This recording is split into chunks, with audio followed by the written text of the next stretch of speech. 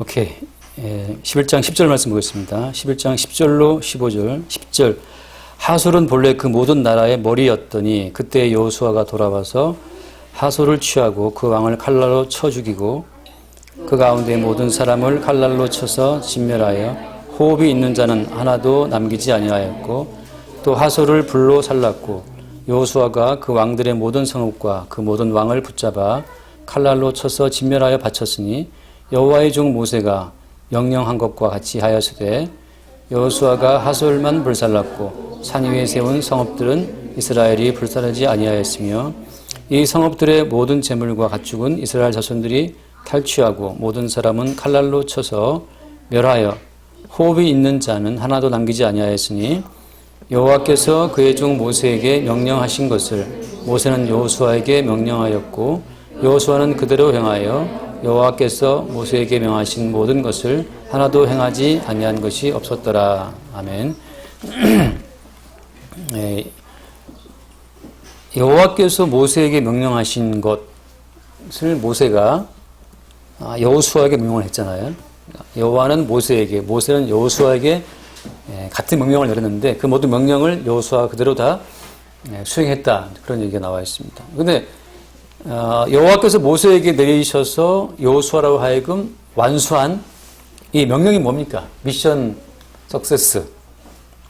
여호와께서 모세를 통해 여호수아로 하여금 하게 했던 이 명령의 그 핵심 내용이 뭐예요? 그 핵심 내용은 가나안 땅 그 사람들을 싹 다 죽여라 이거죠. 싹 다 죽여라 이게 여호와께서 내리신 명령이었습니다. 참 명령이 참 심플하죠. 클리어. 싹 지워버리는 것이 그게 명령이었다고 하는 거예요. 우리가 보통 교회를 나오거나 예수를 믿을 때에는 우리 존재의 생존을 보장받고자 보통 우리가 나오잖아요. 내 생존을 보장받고 그것도 어때요? 행복한 삶으로 보장받기를 원하는 마음으로 우리가 예수 이름을 부르죠. 만약에 예수를 믿었는데 예수 믿은 결과 너의 자아는 클리어, 싹 소멸된다.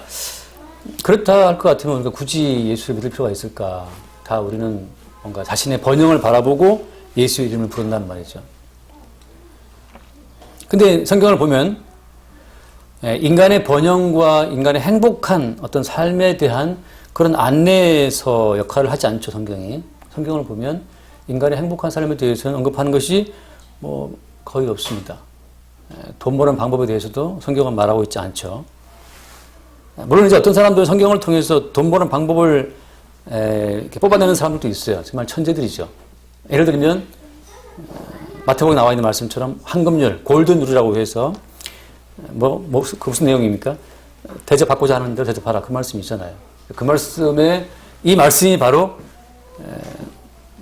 돈 버는 방법이라고 생각을 해서 실제 회사를 창업할 때 그 회사의 이념이 그거예요. 그 마태복음 5장 말씀을 그대로 인용해서 7장인가요? 황금률이라고 해서 네가 대접받고자 하는 대로 대접하라. 그 말씀을 가지고 소비자를 대접을 했더니만 돈이 돌아오더라. 그렇게 인용하는 분도 제가 책에서 본 적이 있는데 그 예외적으로 어떤 성경의 큰 흐름 가운데 일부를 꼭 뽑아내가지고 자기 행복한 삶의 어떤 근거로 사용하는 사람들도 물론 있죠. 그러나 성경이 기록되어 있는 큰 흐름이라고 하는 것은 우리 인간의 어떤 행복한 삶에 대한 안내서가 아니라는 겁니다. 성경은 행복한 가정생활, 그걸 말하는 것도 아니에요. 성경이 말하고 있는 바는 우리가 알고 있는 우리의 자아와 우리가 알고 있는 우리의 세계를 싹 청소하는 거, 다 싹 멸망시키는 것이 그게 성경에서 말하고 있는 핵심입니다. 그래서 예를 들어서 노아 홍수 때는 홍수로 싹 쓸어버렸고 소돔과 고모라에는 불로 다 태워버리고 그러니까 물로 쓸고 불로 태우고 해서 다 없애버리는 거 그게 성경에서 말하고 있는 하나의 핵심적인 큰 줄거리예요. 이런 사람도 살기를 바라면 안 되겠죠. 김정은 치하에 살았으면 벌써 고사포에 의해서 벌써 살았던 그런 사람들입니다. 김정은이가 북한에서 그 자라 농장 시찰을 나갔는데 자라 이제 키가 조그만 거북이 알죠. 근데 자라가 다 죽은 거예요, 농장에서. 그래서 김정은이가 화가 나가지고 책임자를 불렀죠. 어떻게 된 거냐. 근데 그 농장 책임자가 말한 일을 전기가 안 들어와서 이때 죽었고, 두 번째, 자라가 목을 사려고 안 들어왔다. 그래서 그만 자라를 못 키워서 죽었다. 그랬을 때 김정은이가 노발대화를 하면서 이런 말도 안 되는 그 변명하는 새끼가 어디 있냐고 이제 우리 장군님께서, 김정은 씨 아버지죠. 장군님께서 이 약을 못 쓰는 불쌍한 인민들을 위해서 자라를 키워서 그 자라로 이렇게 약을 쓰게 하려고 자동차 만들었는데 이거를 관리를 못하다 죽여놓고 지금 말이 많다고 해서 이런 놈은 살 가치가 없다. 그 말이 떨어지기 무섭게 옆에 있던 그 김정일 그 호위병들이 바로 그 책임자를 무릎 꿇리고 머리를 이렇게 찍어서 눌러서 앉혔단 말이죠. 김정일이 한 일장 훈시한 다음에 이런 인간은 살 가치가 없다. 곧바로 그 호위병들이 그 사람을 봉고차에 태우고 끌고 가서 처형시키는 겁니다. 근데 김정은이가 말을 할 때 살 가치가 없다. 그러면 이제 처형시키는 건데, 예를 들어서 이런 놈은 땅에 묻을 가치가 없다. 그러면 이제 그때는 죽인 다음에 그냥 방치하든지 개 먹이러 주든지 고사파로 쏴서 그냥 시체 무사케 하든지 그렇게 한답니다. 그 이제 멘트가 중요한 멘트예요. 땅에 묻을 가치가 없다 그러면 이제 그냥 시체를 날려버리는 거고. 그리고 당연히 그 자라농장 그 사람은 이런 놈은 살 가치가 없다고 해갖고 땅에 묻히게 됐나 봐요. 그러면 잘 됐다 할지 이 시커먼인가를 뭡니까? 그래서 김정은이가 보기에 이런 놈은 살 가치가 없다. 혹은 이런 놈은 땅에 묻힐 가치도 없다. 이렇게 이제 어떤 본인이 심판을 하잖아요. 재판을 내린단 말이죠. 근데 모든 만민을 재판할 수 있는 재판장 되시는 분은 하나님이고 그 하나님이 모든 심판하는 권세를 아들이신 예수께 주셨잖아요. 그러니까 그 아들 예수님이 이제 심판자가 되셨는데 그 예수 그리스도 심판자 그분 앞에서 그분 앞에 당당히 그분의 심판을 뚫고 살아남을 자가 아무도 없다고 하는 그 사실을 가나안 전쟁을 통해서 우리에게 말씀하시는 겁니다. 이건 여러분 이 가나안 전쟁에서 왜 이렇게 다 죽여야 되느냐 제가 누누이 말씀드리지만 우리가 주장하는 우리 인간의 가치라고 하는 것은 인간들이 만들어낸 거예요. 인간들이 스스로 본인들이 본인에게 가치를 부여해서 우리는 살 가치가 있고 우리는 하나님 보시기에 아름다운 존재들이고 이렇게 말하는 거지. 하나님께서 인간을 바라보실 때에는 하나님이 지옥을 만드신 분이기 때문에 지옥 만드신 그분 보시기에 모든 인간은 그냥 지옥과 마땅할 자라고 하는 것을 말씀하시는 겁니다. 그래서 이 성경이 딱 다가오게 되면 어쨌든 간에 성경이 다가오게 되면 이 성경의 어떤 선언에 대해서 모든 인간들은 반발할 수밖에 없어요. 왜? 성경은 우리 인간의 가치를 인정하지 않으니까. 그래서 지금은 몇 번 드린 말씀처럼 미국 같은 경우만 해도 인간을 지옥에 보내시는 그런 하나님은 있을 수가 없다. 그래서 지금 성경에서 지옥을 빼든지 특히 지금 미국에서는 지옥을 만들지 않은 하나님을 새롭게 지금 말하고 있잖아요. 그래서 모든 인간들에게 행복을 주는 하나님으로 그렇게 지금 설교를 하고 있습니다. 그래서 미국에서 그 어떤 긍정적인 파저티브 싱킹 뭐 어쩌고 긍정적인 삶을 강조하는 교회들이 굉장히 많이 커지고 있어요. 근데 또 하나 문제는 뭐냐. 그 긍정적인 설교를 대표적인 목사님 로버트 슐러 목사가 있었는데 그 로버트 슐러 목사님의 그 가르침을 그 받아온 사람이 여의도에 계신 조 목사님인데 그 미국의 크리스탈 처치라고 수정교회라고 굉장히 큰 교회가 있었어요. 항상 긍정적인 삶을 설교했던 목사님인데 그 목사님이 죽고 나서 아들에게 교회를 물려줬어요. 그 아들 때에 교회가 망해서 그 교회가 경매로 넘어갔습니다. 은행에. 지금 뭐 거의 망했죠. 그래서 오히려 그 교회는 지금 그 교회에 은행에 넘어간 그 교회를 빌려서 지금 예배를 드리고 있다는 말을 제가 들었는데 왜냐하면 인생을 살다 보니까 긍정적인 마인드로는 도저히 넘어갈 수 없는 그런 고통의 강이 항상 밀려오는 거예요. 아무리 나는 할 수 있다, I can do it을 떠들어도 안 되는 건 안 되는 거거든요. 그래서 어떻게 이렇게 인생이 힘드나. 아무리 그분이 말한 것처럼 긍정적인 마인드로 살려고 애를 써도 질병과 불행과 뭐 고통스러운 삶의 어떤 그걸 빠져나갈 수 없으니까. 그래서 사람들이 이제 다시 좀 더 생각을 바꾼 거죠. 그래서 무조건 할 수 있다 하시는 막 하는 그거에 대해서 이제 사람들이 의심을 한 거죠. 그렇게 인생이 쉽지는 않을 거야. 뭔가 있을 거야 라고 해서. 근데 인생은 그런 어떤 긍정적인 사고보다 훨씬 더 깊이 파고 들어가면 하나님 앞에 모든 인간은 여기 몇 절 나와 있습니까? 몇 절에 여기 몇 절이 있죠? 예를 들어서 그 11절 말씀에 칼날로 쳐 죽이고 뭐 그랬잖아요. 호흡 있는 자들은 다 남기지 아니했다. 그 다음에 12절에 보면 칼날로 치고 진멸했다. 그 다음에 또 불살랐다. 뭐 이런 얘기 나오지 않습니까? 이렇게 하나님의 진노의 심판 가운데 놓여 있는 세상이라고 하는 것을 성경에 말하고 있다는 거예요. 이게 진실이라고 하는 거죠. 삶의 진실은 그 늘 죽음이라고 하는 것을 말하고 있어요. 그래서 왜 사람이 불행한가? 사람 사는 게 왜 힘들죠? 잠깐만 말씀 봅시다. 디모데후서를 잠깐 볼게요. 디모데후서 3장을 잠깐 봅시다. 디모데후서 신약성경 디모데후서 3장 1절 345페이지입니다. 345페이지 신약성경 디모데후서 3장 1절을 보면 이렇게 되어 있죠. 거기에 함께 봅시다. 너는 이것을 알라. 말세에 고통하는 때가 이르러 사람들이 자기를 사랑하며 돈을 사랑하며까지 봅시다.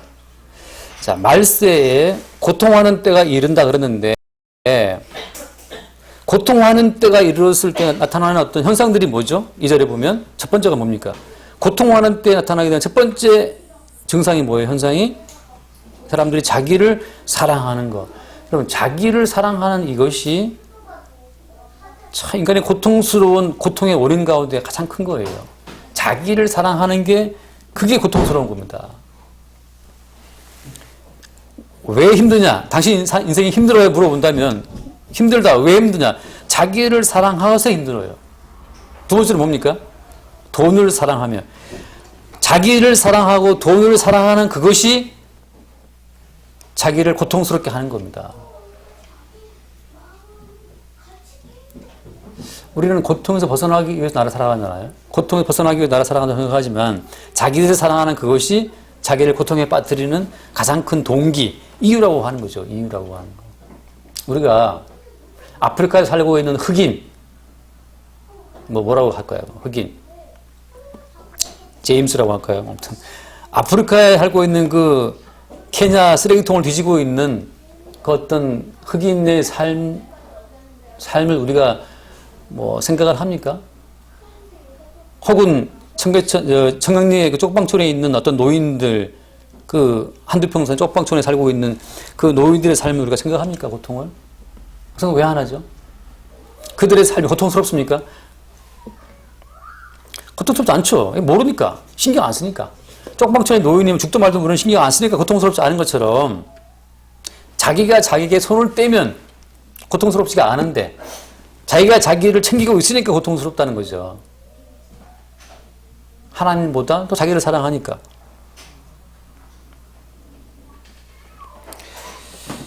돈을 사랑하는 것이 고통스럽다. 돈을 사랑하는 것이. 아까 점심시간에 대화했는데 정육사님이 한 얘기가 그 얘기였어요. 미국 사람들의 70%가 미국 인구가 3억이 넘잖아요.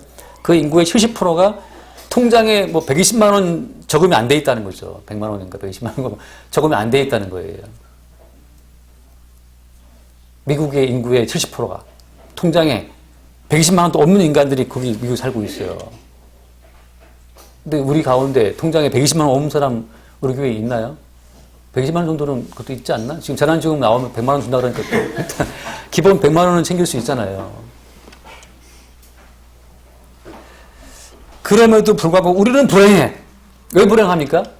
돈이 없다고 생각하는 거예요. 돈을 사랑하기 때문에 돈이 더 있어야 되는데 아니 오늘 오늘 먹고 살 것 정도는 있는데 내일 게 없는 거. 다음에 1년 뒤의 것이 막 우리 염려스럽잖아요. 자기를 사랑해서 나를 더 오랫동안 연명하기 위해서는 더 많은 돈이 필요한데 돈이 없다. 자기를 사랑하고 돈을 사랑하는 것이 끝없이 우리를 염려와 걱정과 근심 속으로 막 집어넣어.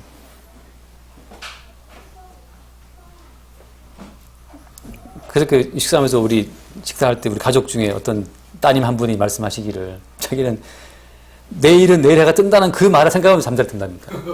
그 생각 안 하면 너무 내일이 괴롭기 때문에 출근에 대한 고통이기 때문에 내일은 내일 해가 뜬다.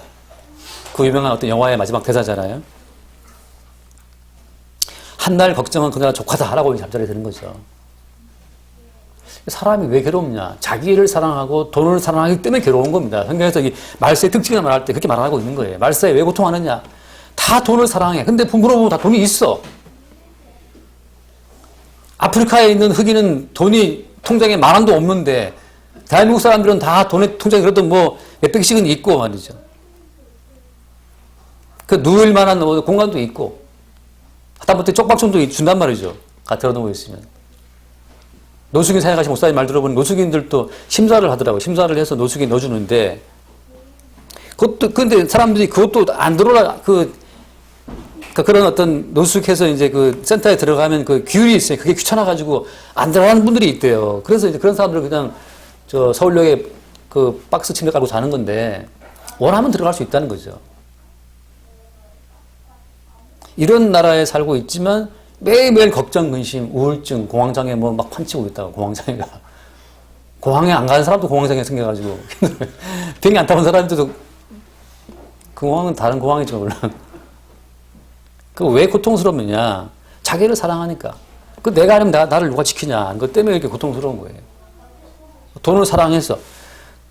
돈을 쓸 수 있으면 되는데 돈을 사랑하니까 힘든 거죠. 돈을 사랑하며 자랑하며 그 자랑거리 때문에 고통스러운 거예요. 뭐 자랑거리가 없나 말이죠. 옷을 하나 입든지 가방 하나 들든지 뭘 해도 자랑할 거리가 없으면 노스페이스를 안 입으면 그렇고 아디다스 뭐 세 줄 무늬 추리닝 없으면 그렇고 돈 입고 있는 거 세 줄짜리 추리닝 아디다스 겁니까? 아디다스 그렇게 러시아에 인기가 있었대요. 러시아에 하도 러시아 애들이 아디다스 원래는 러시아들도 나이키를 좋아했는데 그 뭐 푸틴인가 뭐 하도 그 꼴 보기 싫어갖고 그 나이키 그 뭐 수입을 막았다나 어쨌거나 그랬더니 이제 걔네들이 다른 거 뭐 없나 하다 보니까 이제 그 아디다스가 있어서 그걸 이제 입었는데 또 퍼졌다는 말도 있어요. 그 자랑거리를 찾아 헤매는 인간의 마음이 그게 인간을 아주 그렇게 만드는 거예요. 루이비통을 들든지 뭐 똥똥똥 아무튼 뭘 들어야지 이게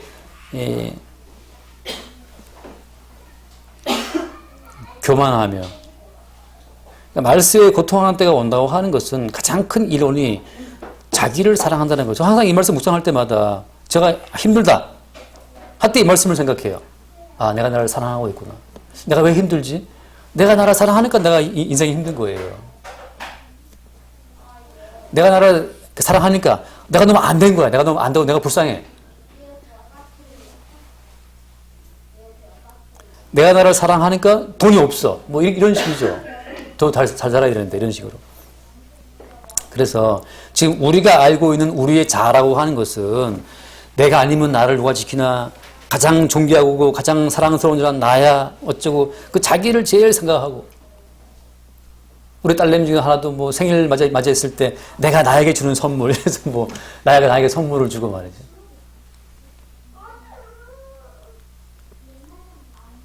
하나님 보시기에 참 하나님 보시기에는 쟤들이 지금 무슨 개코 같은 짓을 하고 있나라고 말씀하신다 이거죠. 하나님 보시기에는.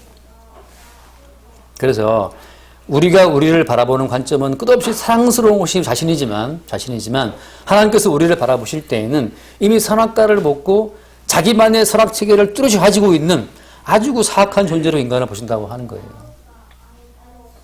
이런 얘기를 들었어요. 아무튼 뭐 30살 된 아들이 뭐 했다는 얘기인데 듣고 다들 놀랐는데 아무튼 그 30살 먹은 아들이 그 아버지 아빠 엄마하고 그 뭐 여동생한테 했다는 말을 듣고 제가 놀랐어요. 뭐라 했냐면 내가 니들 3명이죠. 그러니까 아빠, 엄마, 여동생인데 3명 다 내가 다 뚝배기를 깨고 나도 죽겠다 그런 말을 했다 그러는데 도대체 왜 뚝배기를 왜 깨냐. 그러니까 이 뚝배기란 말은 이제 이 머리에 대한 은유적인 표현이에요. 머리를 깨겠다 이 말인데 그 아들은 종일 집에서 그냥 게임만 하고 방에서 안 나오는 아들이래요. 취업 한 번 시도했다가 취업 실패한 다음부터 그냥 사회 안 나가고 집에만 있어요. 제가 볼 때는 도대체 그 아빠 엄마는 누구를 키웠냐 말이에요. 누구를 키운 겁니까? 괴물을 키운 거죠. 괴물을. 그래서 밖에 나가 있을 때 엄마가 집 혼자 있으면 그 딸이 그러는데 엄마 방문 잠그고 있으라고 뚝배기 날아갈 수 있기 때문에. 도대체 뭐를 키운 거예요? 그렇게 오냐오냐 아들이라고 키워놨는데 내가 키운 그 아들이 살인마가 될 수도 있잖아요. 그 반대 케이스도 있고 어저께 난 신문에 보니까 또 뭐 3살 먹은 그 딸을 엄마가 하도 두드려 패가지고 죽였잖아요. 3살 먹은 딸을 패서 죽였는데 그 엄마가 하도 패다 보니까 지 팔이 아파서 병원에 갔대요. 팔이 아파. 팔이 왜 아프냐. 애를 이걸 두드려 패서 죽이는데 너무 하다 보니까 지 팔이 아파서 병원에 치료받으러 갔다는 거 아니에요. 그게 무슨 엄마입니까 또. 이게 무슨 괴물이에요. 서로가 서로 뚝배기 깨는 경쟁이 붙었어요. 하나님께서 보시기에는 우리가 보기엔 다 귀하다 하지만 문득 어때요? 문득 정체를 알고 보니까 이놈인데 뚝배기를 깰 놈이네? 그건 나중에 아는 거죠. 그래서 마태복음 지금 말씀하시죠. 내가 온 것은 화평을 주려고 온 줄로 생각하지 말라. 이건 그냥 주님이 지금 진실한 세계의 실상을 말씀하시는 겁니다. 내가 온 것은 세상에 화평이 아니라 뭐라고 했습니까? 검을 주러 왔다. 그건 그냥 하는 멘트가 아니고 이 세상의 진실을 말씀하시는 겁니다.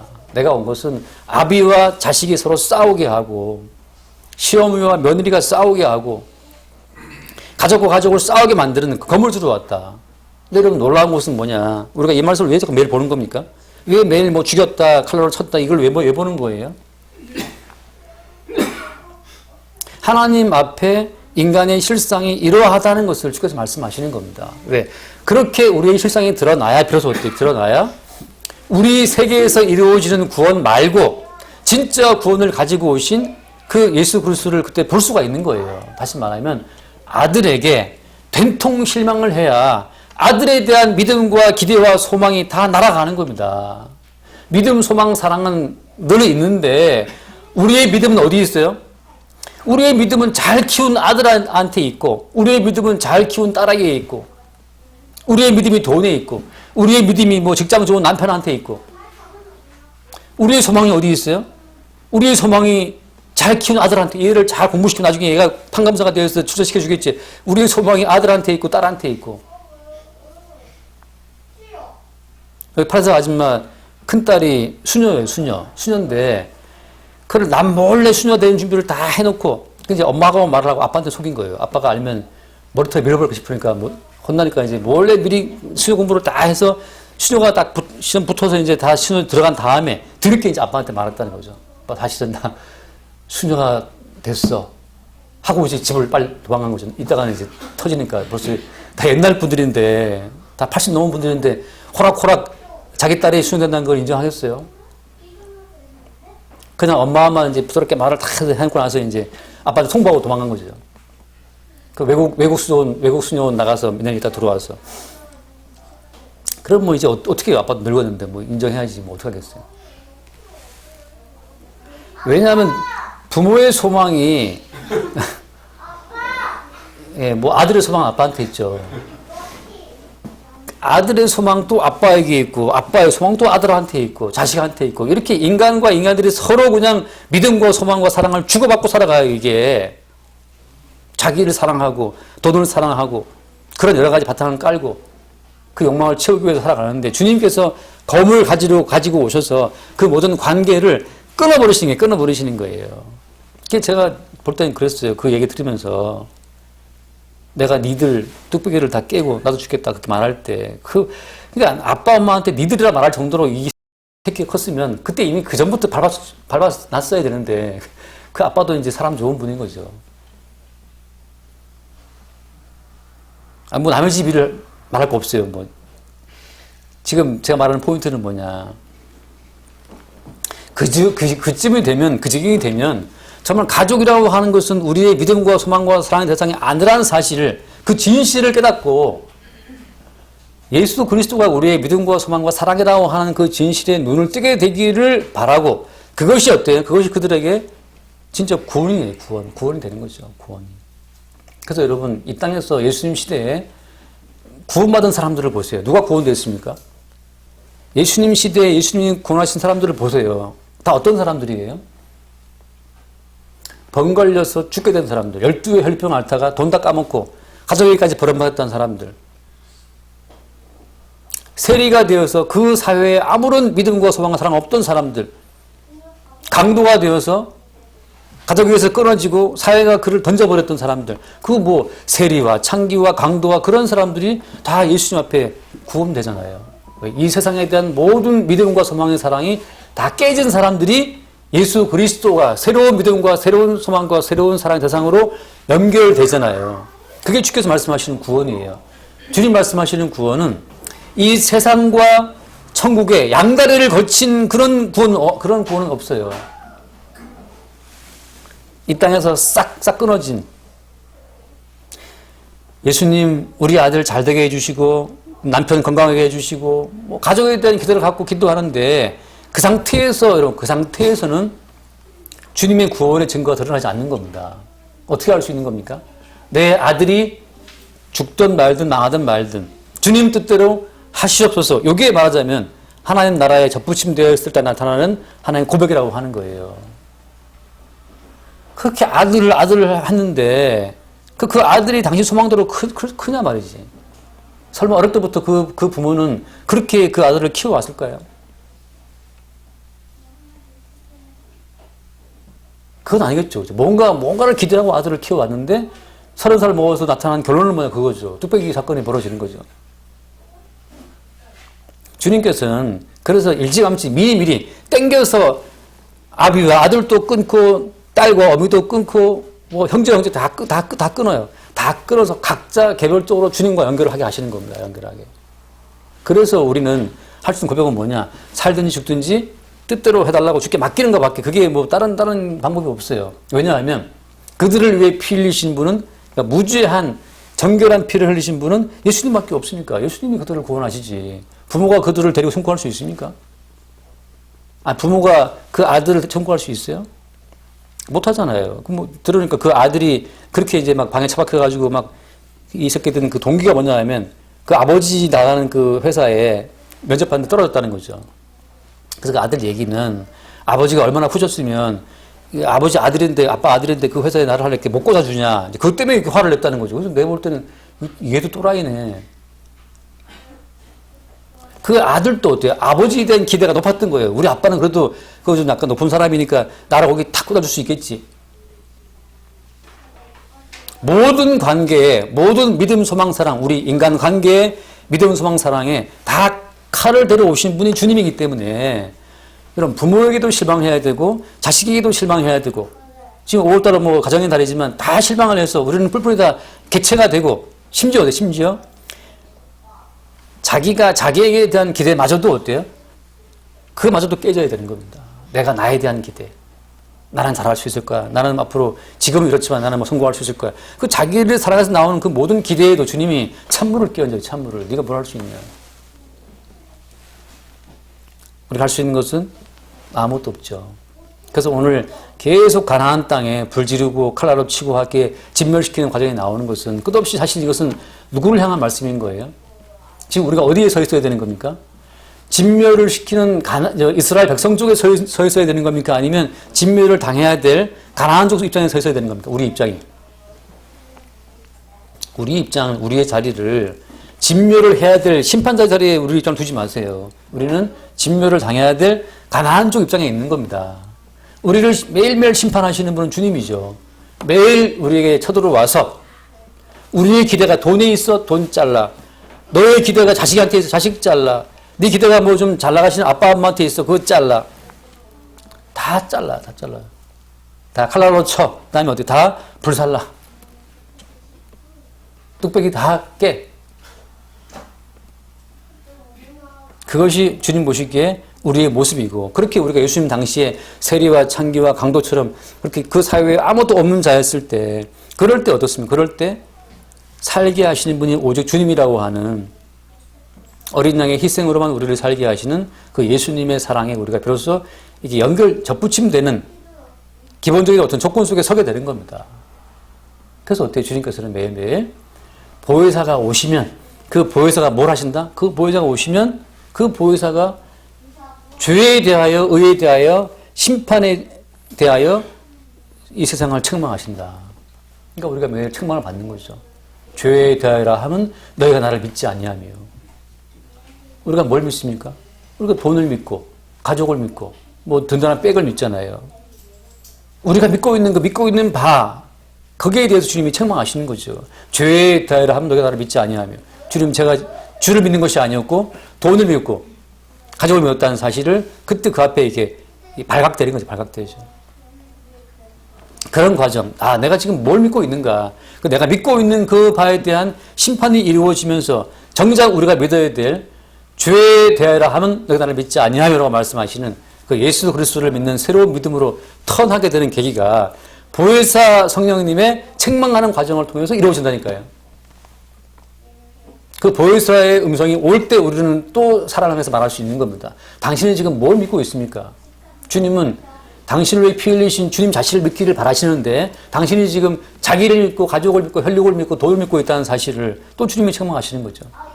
그래서 우리가 굳이 자식한테 두 번이 깨진다는 말을 안 들어도 어때요? 안 들어도 그 사소한 어떤 작은 사건들을 통해서 끝없이 우리는 알 수 있잖아요.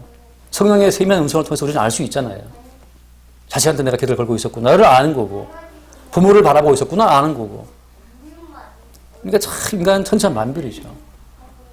그렇게 아빠 회사에 꽂아주는 걸 실패했다고 아빠를 미워하는 그런 애가 있는 반면에 이번에 부산인가 당선된 김진애인가 하는 국회의원, 그 국회의원은 뭐 부모도 없이 혼자 커가지고서 뭡니까 뭐 재봉틀부터 시작했지만 뭐 시작해서 이렇게 야간대 공부해서 변호사 시험 붙고 지금 국회의원이 된 거 아니에요. 그런 사람도 있고 자기가 뭐 입양도 하고 뭐 언니 애들 좀 데리고 오고 해서 뭐 이렇게 다 키우고 하는 그 이야기를 제가 신문에서 봤는데 그런 사람도 있고.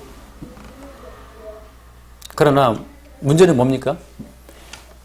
그렇게 잘 나가든 못 나가든 중요한 건 뭐예요? 이 세상에서 예수 그리스도에 의해서 낚여지는 것, 그게 축복이라니까요, 축복. 이 땅에 대한 모든 소망의 기대가 끊어지고 깨끗하게 잘라나가고 예수님에 들림받게 되는 그 자체가 성도의 행복이 되는 것입니다. 그래서 오늘 이 말씀처럼 여호와의 명령이 모세에게 떨어졌고 그 모세의 명령을 여호수아가 수행한 것처럼 가나안족을 진멸하라. 바꿔 말하면 이 세상에 믿음과 소망과 사랑을 두고 살아가는 자기 백성의 모든 것들을 끊어버리라고 하는 그 진멸의 명령이 지금 또 보혜사에 의해서 우리에게 시행 중에 있다는 사실입니다. 그래서 진짜 성도는 이 땅에 소망을 둘면 하면 보혜사의 책망으로 끊어지고 하는 그 사건들을 매일매일 새롭게 경험할 수 있다고 하는 거죠. 그래서 날마다 우리가 혈육에 대한 기대와 자기 자신에 대한 기대. 가끔 우리가 많이 헛소리 하잖아요. 저도 뭔가 이렇게 말을 했는데 자꾸만 되물어봐요, 아이들이. 물어보니까 제가 엉뚱한 말을 한 거예요. 엉뚱한 걸 말을 한 거예요. 근데 머릿속에서는 분명히 A를 갖고 있었는데 말은 B가 나갔는데 그걸 자기를 사람이 믿을 수 있으면 자기를 못 믿죠, 사람이. 그래서 여러분 날마다 이 명령이 반복되는 것처럼 성령에 의해서 우리를 끊어버리는 각종 다 끊어버리고 예수 그리스도 한 분에게만 우리를 이렇게 연결시켜주는 십자가 앞에서 만나게 되는 그 예수 그리스도, 십자가의 예수만 바라보게 되는 연결선상. 이건 중요합니다, 이게. 남편 잘 되고 아들 잘 되게 해주고 행복하게 해줄 그 예수를 바라보면 그 예수는 우상이에요. 진짜 예수는 어디 있어요? 진짜 예수는 십자가에서 헐떡거리고 먹고 죽어 있으면서 하는 말이 네가 그렇게 사람에게 믿음을 두고 세상에 소망을 두고 살아가는 너 때문에 내가 지금 죽는다라고 말씀하시는 그 십자가의 예수 앞에 서게 되는 게 진짜 예수님과의 만남이라고 하는 거죠. 그 외에 병 고쳐준다, 뭐 잘되게 해준다, 그 모든 예수는 우상의 예수입니다. 진멸대에 마땅한 거죠. 날마다 우리 삶 가운데 십자가의 예수와의 결합을 통해서 십자가 이후에 주어지는 그 새로운 생명, 헌대를 아뢰며 빌어 먹어도 주님이 주시는 은총의 선물로 알고 그 밥을 빌어 먹는 그 거지 은총이 천국의 영원한 생명에 있다 있는 생명이라는 사실, 그 생명이 있게 되기를 바랍니다. 기도하겠습니다. 존귀하신 주님, 오늘 또 칼날로 치고 불 지르는 사건들이 반복됩니다. 오늘 또 성령 보혜사의 책망 앞에 우리의 믿음 없음이 드러나게 하시고 그리스도 예수의 십자가의 은총으로 사는 새로운 생명이 드러날 수 있도록 우리를 이끌어 주옵소서. 우리 주 예수 이름으로 교회드립니다. 아멘.